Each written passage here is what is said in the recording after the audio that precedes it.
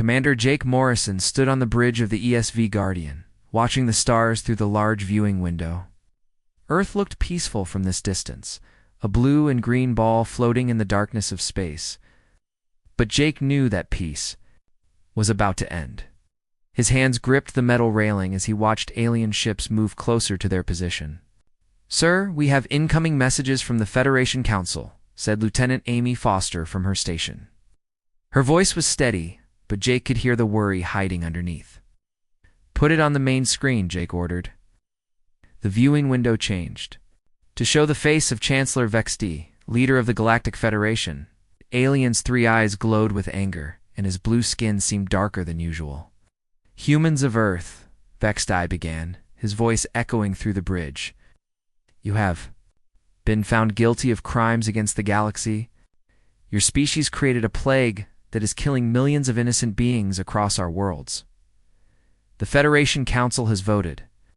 You will surrender all your weapons and technology. You will allow our forces to watch over every human world. If you refuse, we will use force." Jake felt his heart sink.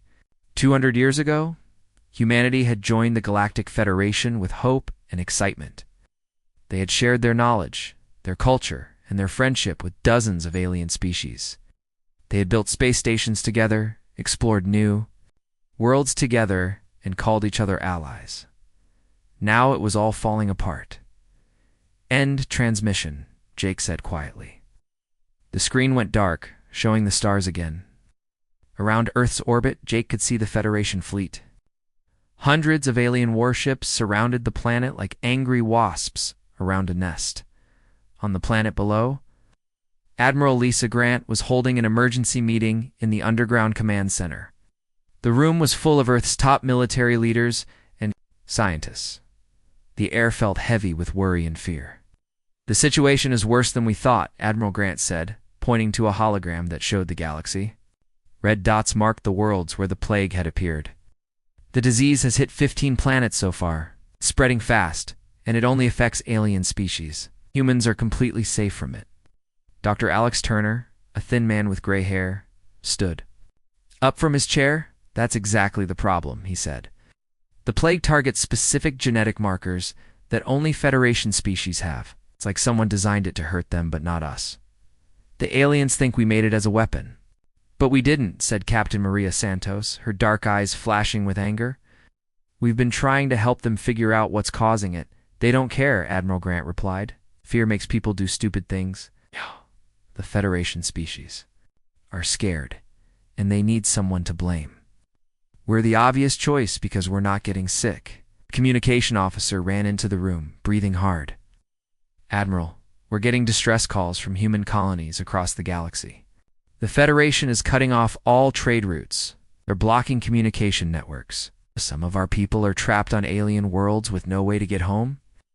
Admiral Grant closed her eyes for a moment. When she opened them, her face was hard. "Stone, how many human civilians are we talking about?"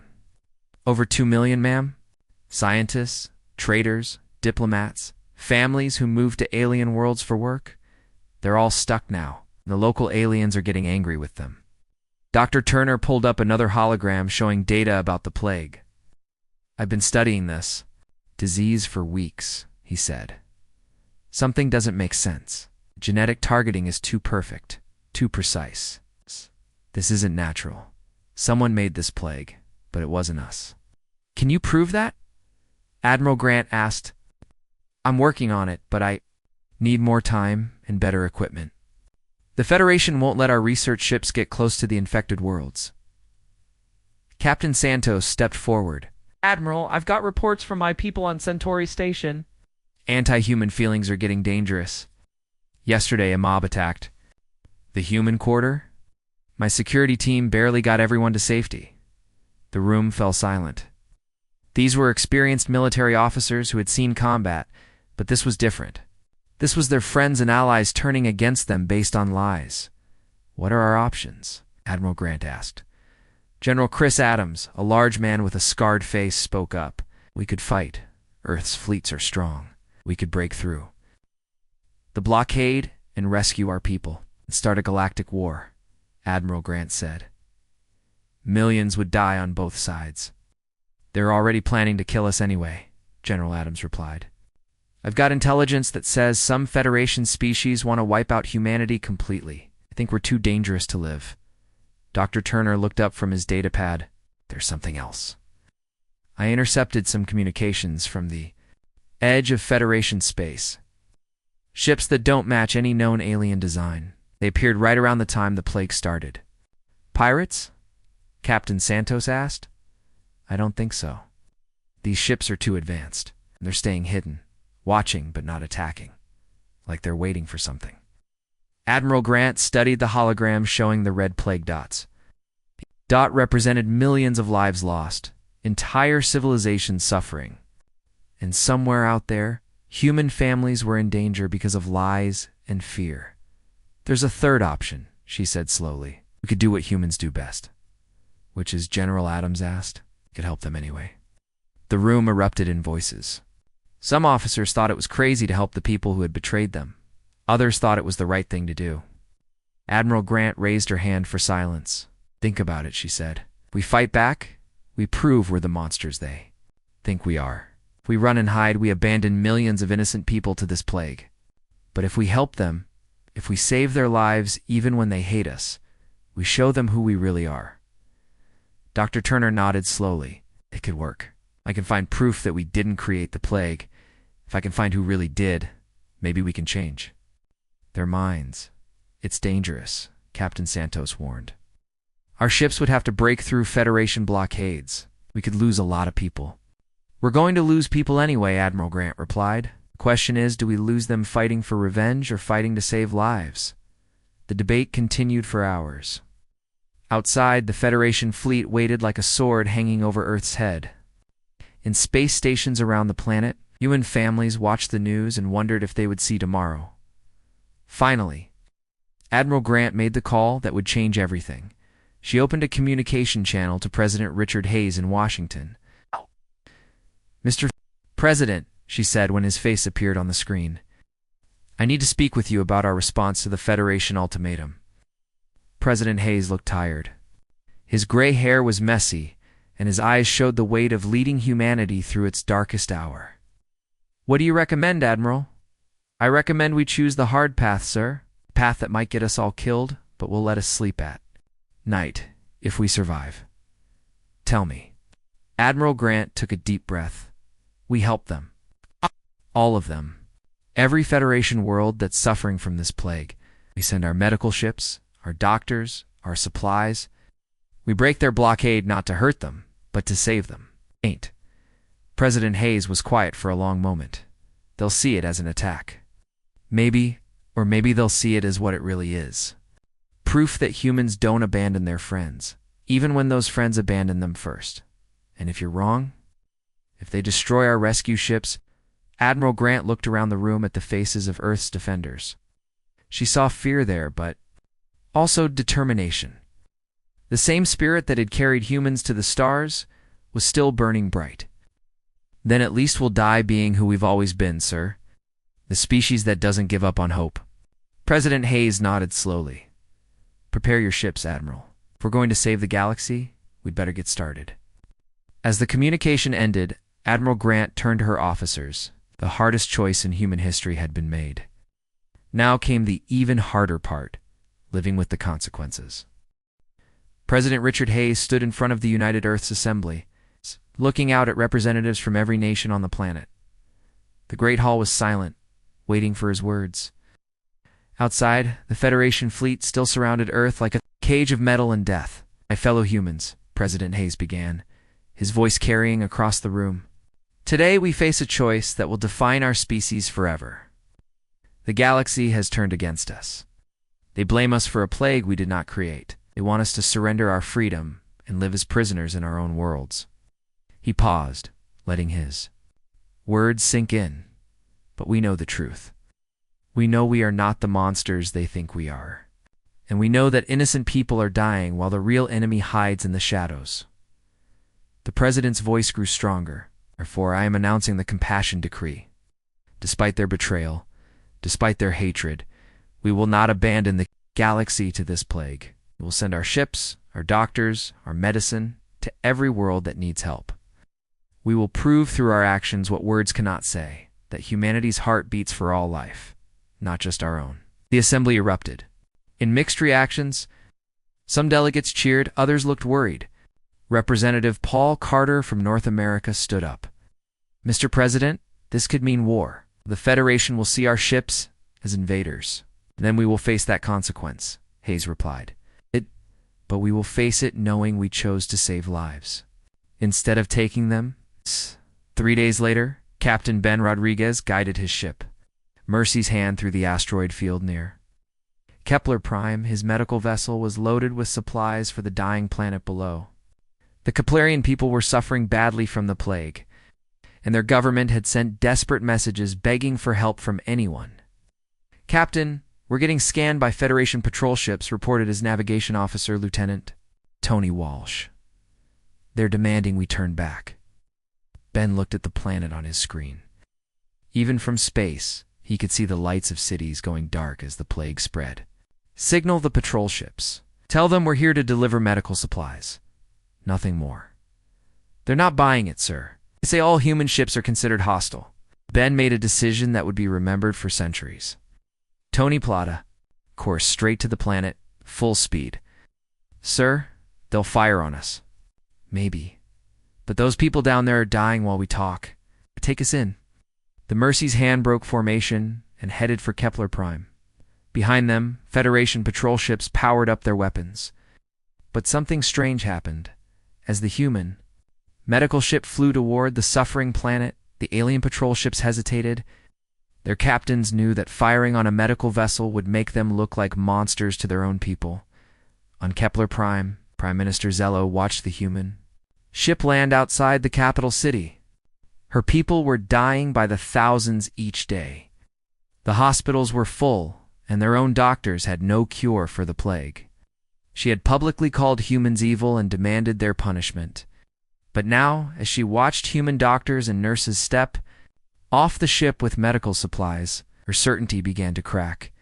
Dr. Amy Carter led the medical team into the Keplerian hospital. The alien doctors and nurses stared at them with suspicion and fear.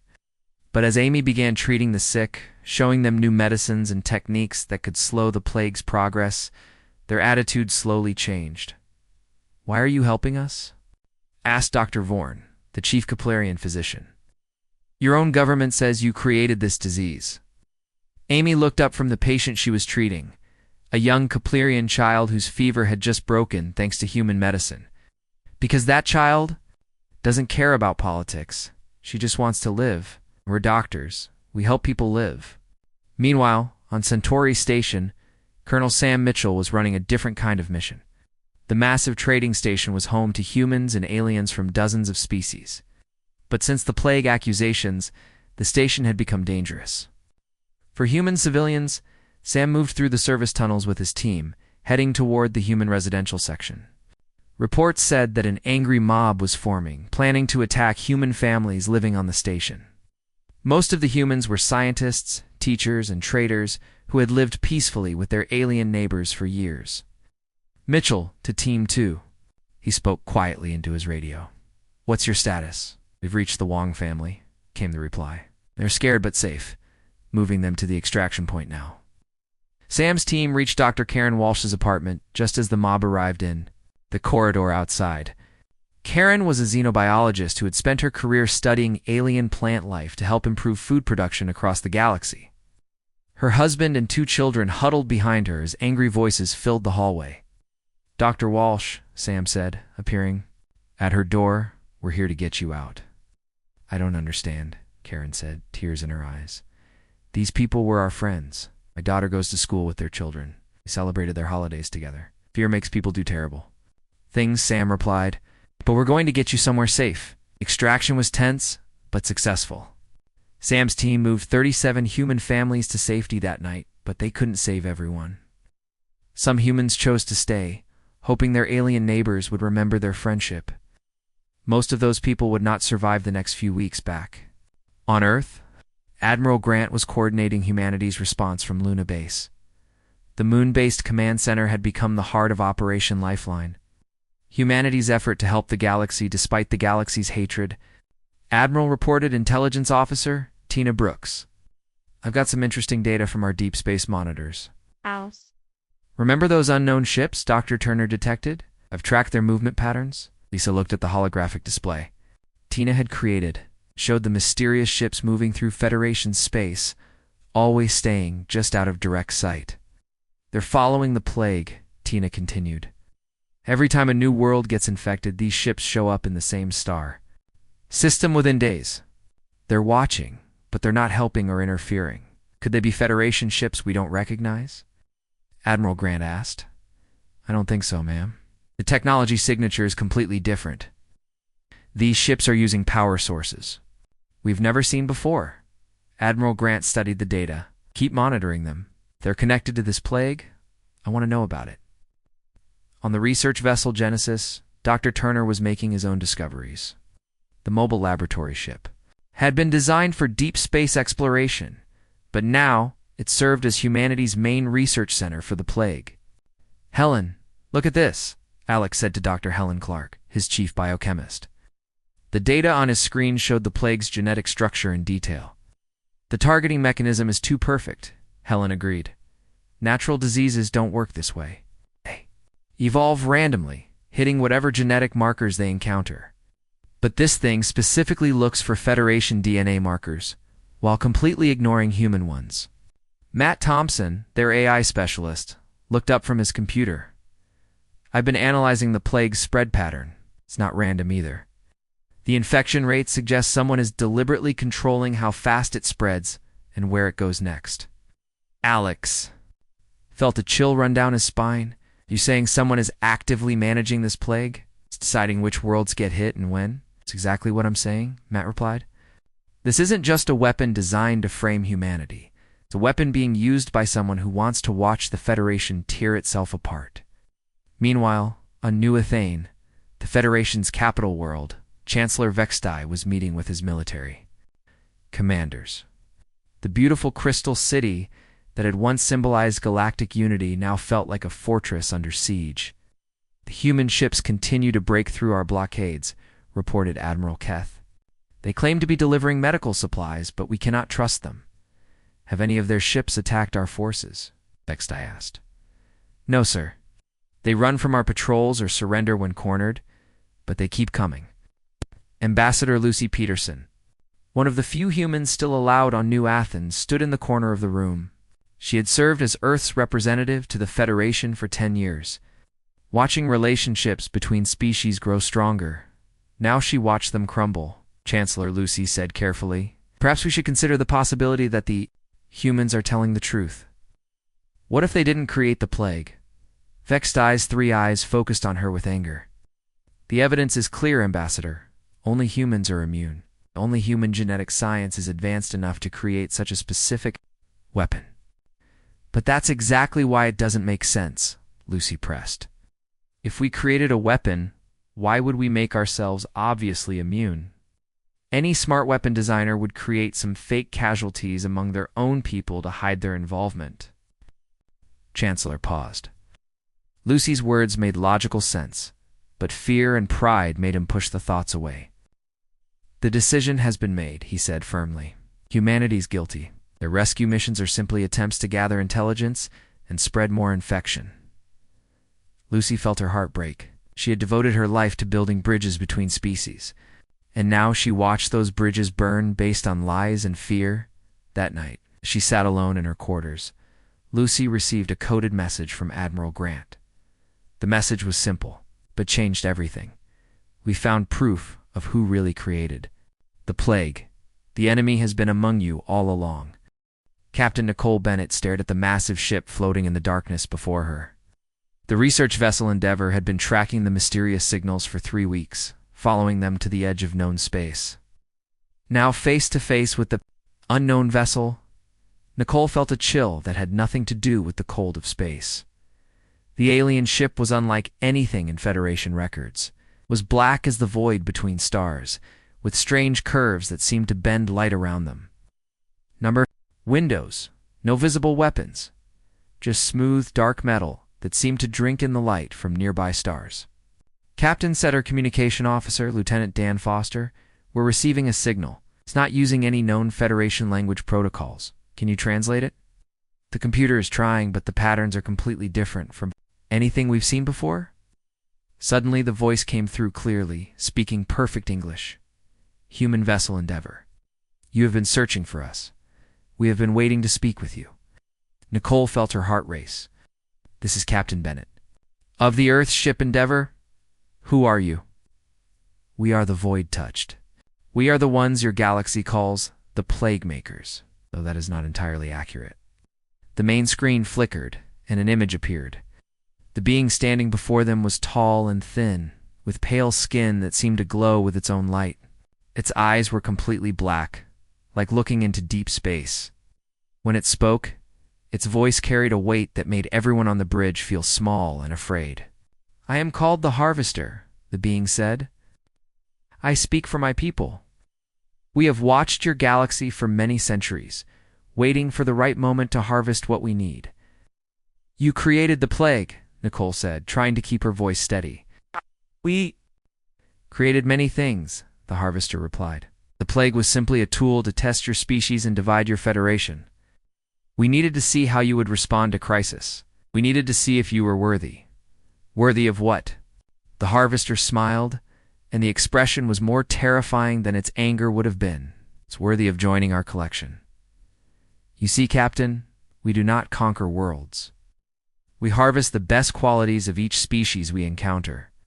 Their knowledge, their biological uniqueness, their technological achievements. We add them to ourselves and move on. On Luna Base, Commander Steve Parker was coordinating Earth's response to the growing crisis. The war room was filled with screens showing human rescue missions across the galaxy. Each screen told the same story, human ships risking everything to deliver medicine and supplies to dying worlds. Sir, said Intelligence Officer Tina Brooks, rushing into the room with a datapad. I've got confirmation on those infiltrators we suspected. The Federation Council has been compromised for decades. Steve looked at the evidence Tina had gathered. Photos of Federation officials meeting with unknown figures in dark corners of space stations. Financial records showing payments from shell companies that didn't exist. Communication logs that had been erased but recovered by human intelligence. Deep? Does it go? Steve asked. At least 12 high-ranking Federation officials, including 3 members of the Inner Council. They've been feeding information to the Void Touched and manipulating Federation policy to increase mistrust between species. Steve felt sick. The Federation's betrayal of humanity hadn't been natural fear and prejudice. It had been carefully orchestrated by an enemy that had been planning this for generations. Meanwhile, on the mobile laboratory ship Genesis, Dr. Turner was making his own terrifying discoveries. The plague samples he had been studying told a story that made his blood run cold. Helen, Matt, you need to see this, he called to his team. Dr. Clark and Matt Thompson gathered around his workstation. I've been analyzing the plague's genetic structure in detail, Alex said. The targeting system isn't just designed to hit Federation species and avoid humans. It's designed to map and record the genetic patterns of every species it infects. Map them for what? Helen asked. I think it's collecting data. Every time someone gets sick, the plague sends information back to whoever created it. Information about that species' biology, their immune systems, their genetic weaknesses. Matt's face went pale. It's not just a weapon, it's a scanning system. The Void Touched are studying every species in the galaxy by making them sick. Alex nodded grimly. Once they have all the data they need, they won't need the plague anymore. They'll have something much worse. Back on the Endeavor, Captain Bennett was learning exactly how much worse things could get. Your species' interests us greatly, the Harvester was saying. Humans are unique in ways you do not understand. Your ability to form emotional bonds with other species, your willingness to sacrifice for those who hate you, your refusal to abandon hope even in impossible situations. These are rare qualities in the galaxy. If you find us so interesting, why frame us for the plague? Nicole asked. Because we needed to see if your compassion was real or simply a mask hiding selfish motives. We needed to see if you would help others even when helping them meant certain death for yourselves. The Harvester gestured. and the screen showed images of human medical ships breaking through Federation blockades. Human doctors treating alien patients who cursed them, human soldiers rescuing alien families from mobs. You have passed our test. Magnificently, the Harvester continued. Your species will be a valuable addition to our collective. We will preserve the best of humanity forever. What about the rest of the galaxy? Nicole demanded. They have failed our test. The Federation species allowed fear to overcome their bonds of friendship. They condemned their allies based on lies and prejudice.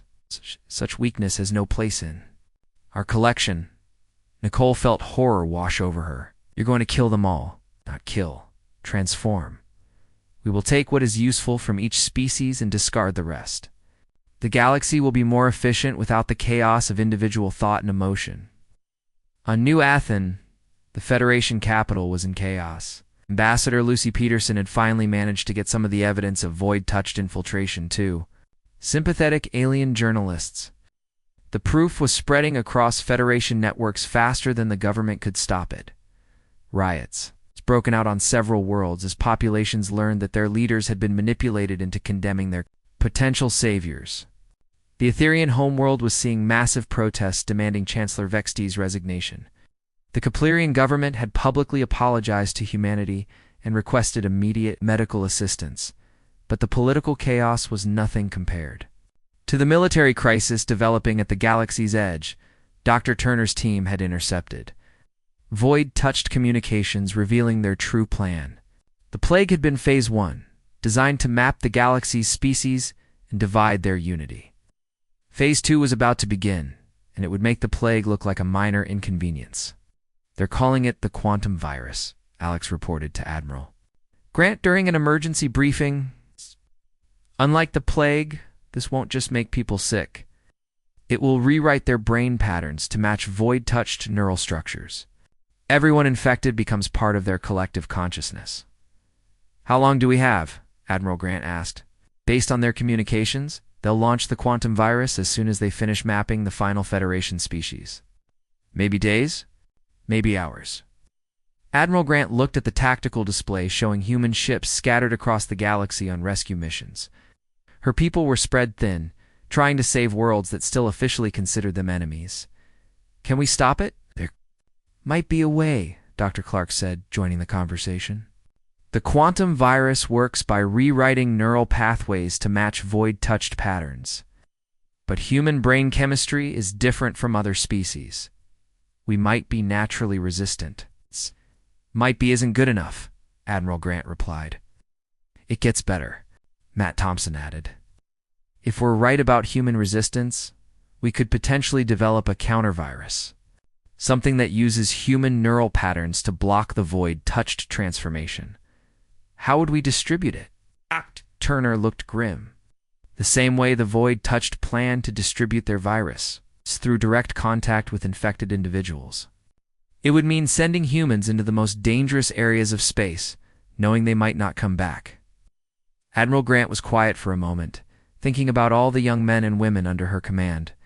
Then she thought about the billions of innocent aliens facing transformation into mindless slaves. Start working on the countervirus, she ordered, and prepare volunteer lists. I have a feeling we're going to need heroes for this mission. The bridge of the Endeavor, Captain Bennett was still talking with the Harvester. She had been trying to buy time, hoping her crew could gather intelligence about void-touched weaknesses. When do you plan to begin this transformation? She asked. Soon, the Harvester replied. We have nearly finished our genetic mapping. Once we have sampled the final Federation species, we will begin the harvest. Your galaxy will join the thousands of others we have collected over the millennia. Nicole felt a chill. Thousands of others. The universe is vast, Captain, full of life that thinks itself important. We help them understand their true purpose as components in something greater than themselves. The communication ended abruptly, and the void-touched ship disappeared into the darkness as if it had never been there. The Battle of Federation Prime began at dawn on the capital world. Admiral Grant stood on the bridge of her flagship, watching as void-touched ships emerged from dark space like nightmares made real. The black vessels moved without sound through the vacuum, their strange shapes bending light around them. All human ships. "This is Admiral Grant." She spoke into her communication system. "Remember, we're not here to fight the Federation. We're here to protect them, whether they want our protection or not." Captain Santos piloted her ship Starfire toward the largest void-touched vessel, her engines screaming as she pushed them beyond safe limits. Behind her, 3 Federation patrol ships that had been hunting human medical vessels just hours before now found themselves fighting alongside their former enemies. Santos to all ships, Maria called over the radio. "Big One is heading for the civilian evacuation centers. We can't let it through." The void-touched ship fired a weapon unlike anything the galaxy had seen before. Instead of energy beams or missiles, it shot streams of living darkness that seemed to eat through ship armor like acid. 2 Federation cruisers caught in the beam simply vanished, leaving no wreckage behind.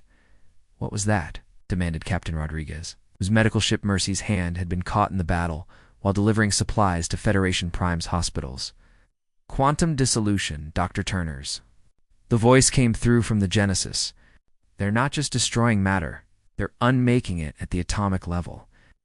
On the planet's surface, chaos ruled the streets of the Federation capital. The beautiful crystal spires that had stood for centuries were cracking under some invisible pressure. Dr. Carter and her medical team worked frantically in the main hospital as the building shook around them. "Amy, we need to evacuate the patients," called Dr. Yilin Moss, an Etherian physician who had been working alongside the humans since the battle began. "The quantum effects are destabilizing the city's foundation." Amy looked around the hospital ward filled with injured aliens from dozens of species.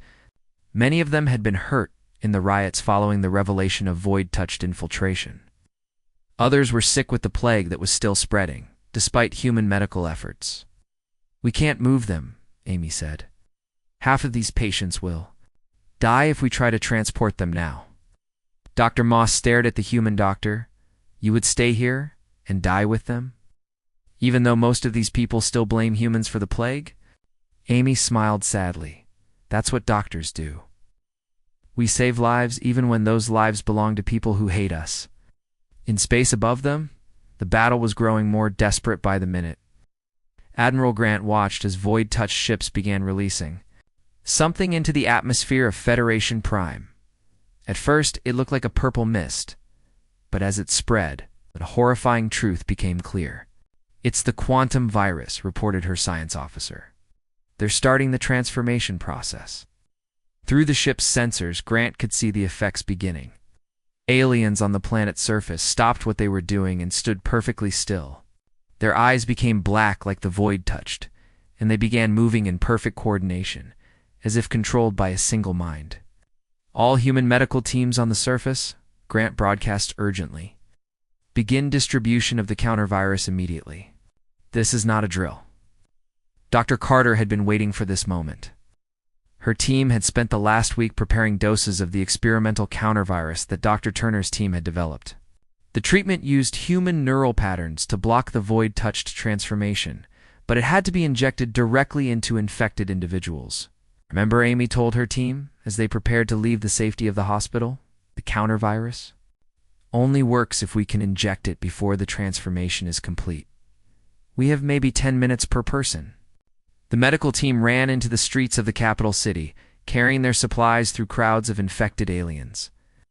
The transformed beings didn't attack them, but they didn't move aside either.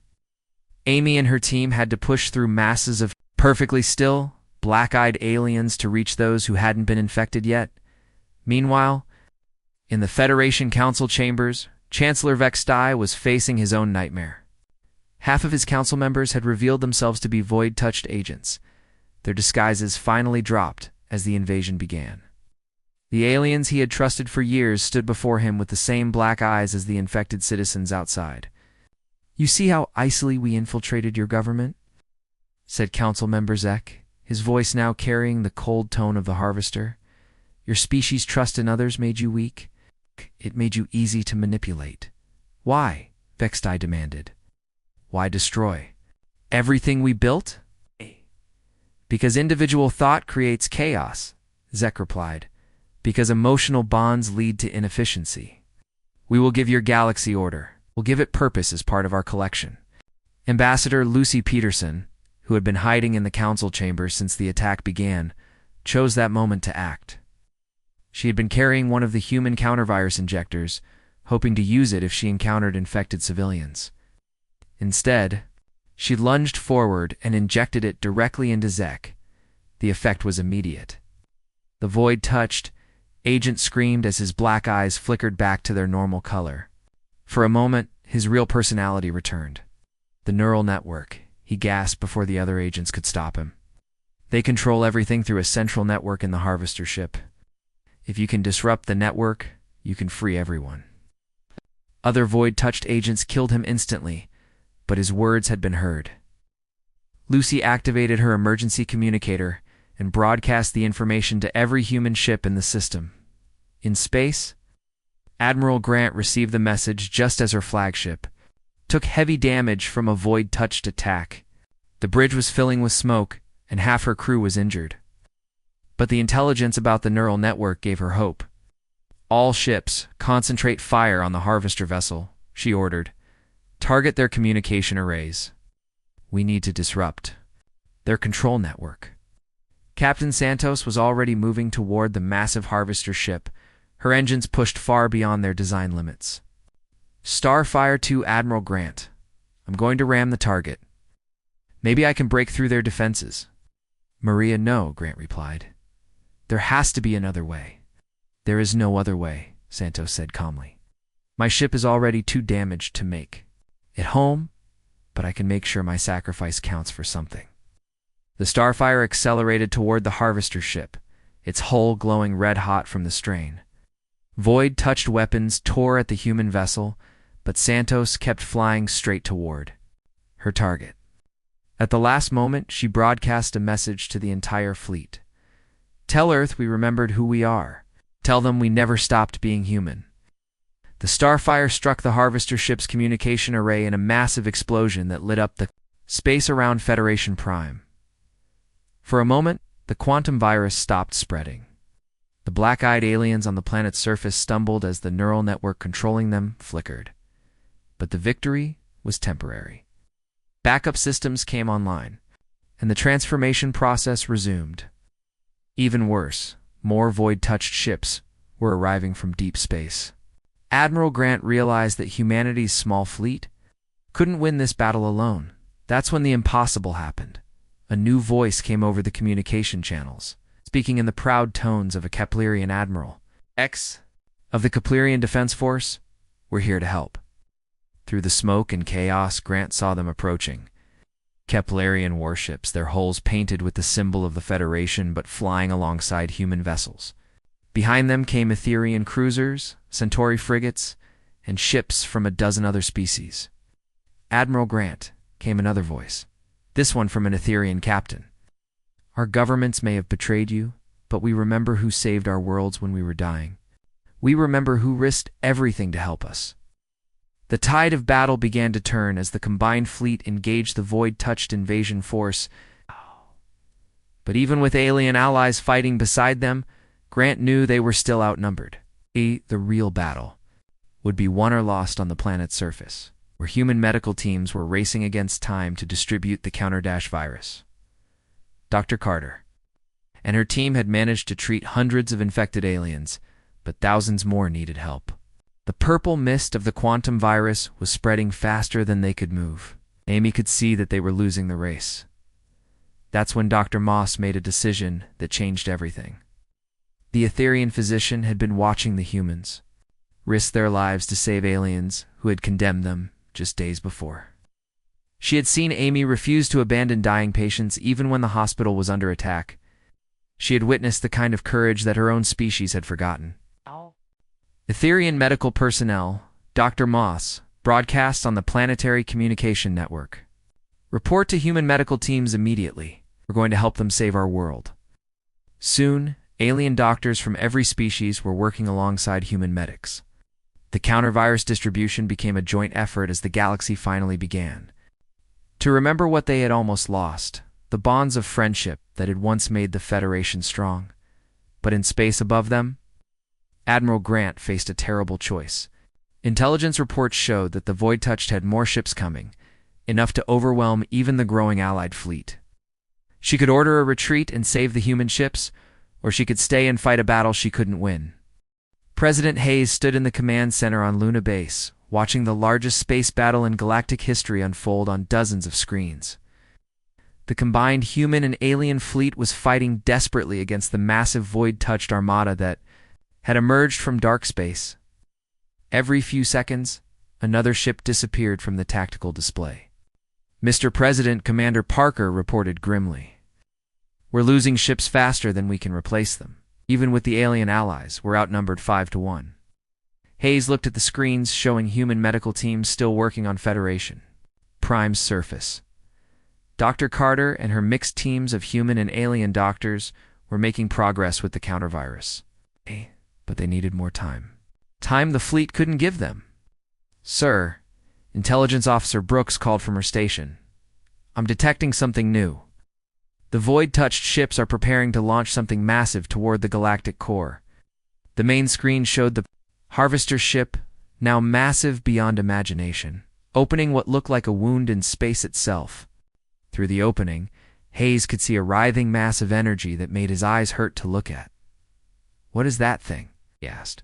Dr. Turner's voice came through from the Genesis, now fighting alongside the fleet.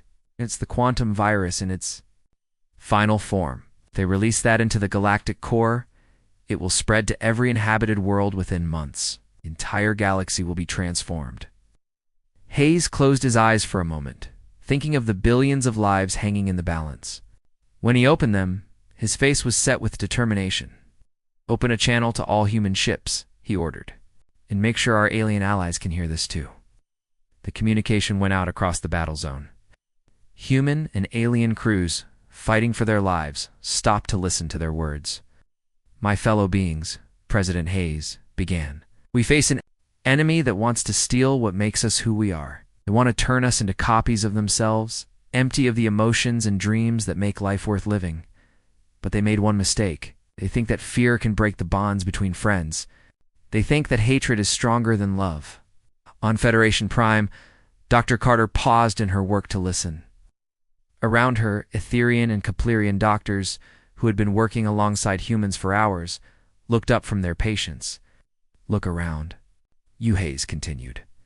Human doctors treating alien patients who cursed them yesterday. Alien captains fighting beside human ships they were ordered to destroy. This is what the enemy fears most. This is what they cannot understand or defeat. Unity built not on fear, but on the choice to care about each other. In space, Admiral Grant listened from her damaged flagship as void-touched ships pressed their attack. Half her bridge crew was gone, and the ship was barely holding together. But she felt something she hadn't felt in weeks. Hope. "So we make our choice one final time," Hayes said. "We choose to stand together. We choose to protect what we love, even if it costs us everything. And we show the galaxy that some things are more powerful than any weapon." The president's words ended, but their effect had already begun. Across the battle zone, something changed. Alien ships that had been fighting defensively suddenly went on the attack. Human vessels that had been protecting medical ships turned to engage the enemy directly. Commander Morrison, now in command of a mixed squadron of human and Keplerian ships, led the charge toward the harvester vessel. "All ships target the quantum rift generator. We stop that thing from opening, or everyone dies." The battle became more intense than anything the galaxy had ever seen. Void-touched weapons tore through ship armor like paper, but the Allied fleet kept coming. For every ship destroyed, another took its place. Human and alien crews fought with the desperation of people protecting their families. On the Genesis, Dr. Turner made a discovery that changed everything. "I've been analyzing the quantum virus readings," he told his team. "The harvester ship isn't just releasing the virus. It's channeling it through the ship's own neural network. The harvester entity is personally controlling the entire process." Doctor. Clark looked up from her scanner readings. "What does that mean?" "It means if we can disrupt the harvester itself, not just the ship, we can stop the whole process. But someone would have to get inside that vessel and inject the countervirus directly into the harvester entity. Matt Thompson stared at the data. That's suicide. The inside of that ship is probably flooded with quantum energy. Anyone who goes in there won't come back. Then we better make sure whoever goes can make their sacrifice count, Dr. Turner replied. Admiral. Grant received the scientific team's report just as her flagship took another massive hit. The bridge was filled with smoke and sparks, and she could feel the ship dying around her. All ships, this is Admiral Grant, she broadcast. I'm going to ram the harvester ship. Maybe I can get close enough to deploy a boarding team, Admiral. No, came Captain Rodriguez's voice from the Mercy's hand. There has to be another way. There is no other way, Ben, and someone has to do it. But before Grant could begin her final run, something unexpected happened. The largest Federation battleship ever built, the Pride of New Athens, emerged from hyperspace directly between the Allied fleet and the void-touched armada. This is Chancellor Vextai, came a voice that many had thought lost to the chaos on Federation Prime. I may have been a fool who nearly destroyed the galaxy with my prejudice. But I will not let my mistakes damn every living being to slavery. The massive Federation battleship opened fire on the harvester vessel with every weapon it possessed. Its shields flared as void-touched ships returned fire, but Vextai kept his ship on course toward the enemy flagship. For what it's worth, Admiral Grant, the Chancellor's voice came through the static. Humanity showed us what honor really means. We should have listened sooner. The Pride of New Athens struck the harvester ship in a collision that lit up space for light years around. The explosion tore a massive hole in the void-touched vessel's hull. But more importantly, it disrupted the quantum rift generator. Now, Admiral Grant shouted, all ships, concentrate fire on that breach. We end this now. Combined fleet poured everything they had into the opening. Human, Keplerian, Etherian, and Centauri weapons struck the harvester ship's exposed interior. For a moment, it seemed like they might actually win. Then the harvester entity itself appeared. The being that called itself the Harvester was larger than anyone had imagined, filling most of the massive ship's interior. Its form shifted between solid matter and pure energy, and its voice echoed across space without any communication device. You cannot stop what has already begun, the Harvester said. I have harvested thousands of galaxies. Your unity's impressive, but it is not enough. The entity began to glow with quantum energy, preparing to release the virus manually. But as it did, something unexpected happened. Dr. Carter's voice came through from Federation Prime. All ships, the countervirus is working better than we hoped. We're not just stopping the transformation, we're reversing it. Every person we treat becomes immune to any future quantum virus. Dr. Walsh, who had been rescued from Centauri Station, weeks ago spoke from her laboratory. The countervirus is adapting. It's learning to fight the quantum effect more efficiently with each person we treat. The Harvester's glow faltered. Possible. No species has ever developed resistance to our quantum transformation. That's because you never met humans before, came a new voice. Captain Morrison was piloting a small fighter directly toward the breach in the harvester ship. And you never met the friends we make along the way. Right? Behind Morrison's fighter came dozens of others, human and alien pilots flying together in formation, each carrying a payload of countervirus that Dr. Turner's team had weaponized. You want to know what makes us different? Morrison called out, as his fighter dodged void-touched defensive fire. We don't give up. We don't abandon our friends. And we never, ever stop fighting for what's right. The fighters struck the Harvester entity with their payloads.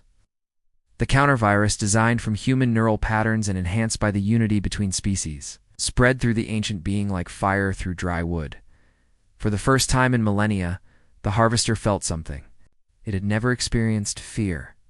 What are you doing to me? It screamed, as its form began to change. We're giving you back what you took from everyone else, Morrison replied, as his fighter was consumed by quantum energy. We're giving you back the ability to choose who you want to be? The Harvester entity writhed as the countervirus rewrote its neural patterns. For a moment, its consciousness split into thousands of separate minds, each representing a species it had absorbed over the centuries. The entity experienced individuality, emotion, and free will for the first time since it had begun its harvest. The shock was too much. The Harvester ship exploded in a burst of light that could be seen from every world in the galaxy. As the light faded, the remaining void-touched ships suddenly stopped fighting. Without the Harvester's control, the individual beings inside them began to remember who they had been before joining the collective. Many chose to surrender. Others fled back to the dark space between galaxies. On Federation Prime, the quantum virus stopped spreading entirely. People who had been transformed began to recover as the countervirus spread naturally from person to person.